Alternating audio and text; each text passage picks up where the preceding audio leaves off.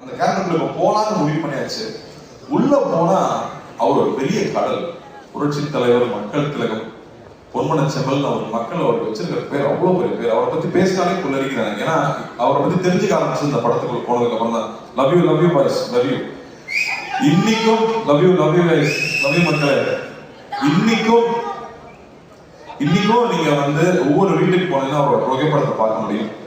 ஒண்ணு அதுக்கு பொட்டு வச்சு மாலை போட்டு சாமி கும்பிட்டு இருப்பாங்க, இல்லாட்டி பெருமையா அந்த முகத்தை பார்க்கணுங்கிறதுக்காக வச்சிருப்பாங்க. அப்படி ஒரு பெரிய ஐகான். அவர் வெறும் 60s 70s 80s இருந்த ஒரு நடிகர் இல்லை, அவர் ஒரு எமோஷன், அவர் ஒரு தனி சகாப்தம். அவர் மாதிரி யாருமே சொல்ல முடியாது. அவர் வாழ்க்கையில சந்திக்காத கஷ்டம் கிடையாது. ஆனா அவர் மாதிரி மக்கள் நேயம், அவர் மாதிரி ஒரு தாராளம், அப்படி யாருமே நம்ம சொல்லவே முடியாது. ஒரு சாதாரண ஆள் கிடையாது.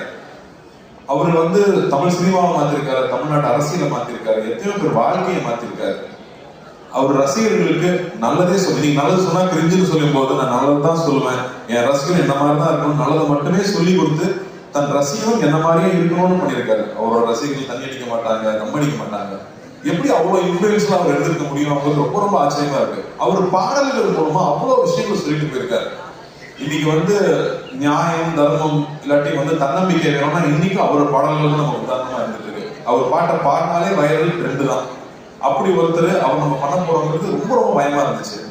இன்னும் அவரோட பத்தி இன்னுமே பேசிட்டு இருக்கோம், இன்னுமே அவரை பத்தி பேசிட்டு இருக்கோம். அவர் ஒரு பாட்டுல சொல்லியிருக்காரு, வாழ்ந்தாலும் மறைந்தாலும் பேர் சொல்ல வேண்டும், இவர் போல யார் என்று ஊர் சொல்ல வேண்டும். அவரே பாடிக்க போயிட்டார். தன்னுடைய வாழ்க்கையே மக்கள் பணியா இருக்கணும், மக்களுடைய நன்மையில என்னுடைய வேலையே ஒர்க் பண்ணியிருக்காரு. அதுக்கு முத்தாய்ப்பா நம்மளோட சென்னை சென்ட்ரல் ஸ்டேஷனுக்கு அவரோட பேரை வச்சிருக்காங்க. புரட்சி தலைவர் doctor MGR Chennai central station பேரு. ஒரு நாளைக்கு கிட்டத்தட்ட 400 ட்ரெயினிங் இருக்கு கிளம்புது. ஒவ்வொரு ட்ரெயின் கிளம்பும் போதும் சென்னை புரட்சி தலைவர் டாக்டர் எம்ஜிஆர் ராமச்சந்திரன் அவர்கள் பேர்ல சென்னையில இருந்து கிளம்புற ட்ரெயின் ஒரு நாளைக்கு கிட்டத்தட்ட 5000 தடவை அவரோட பேர் அனௌன்ஸ் பண்ணிட்டே இருக்காங்க.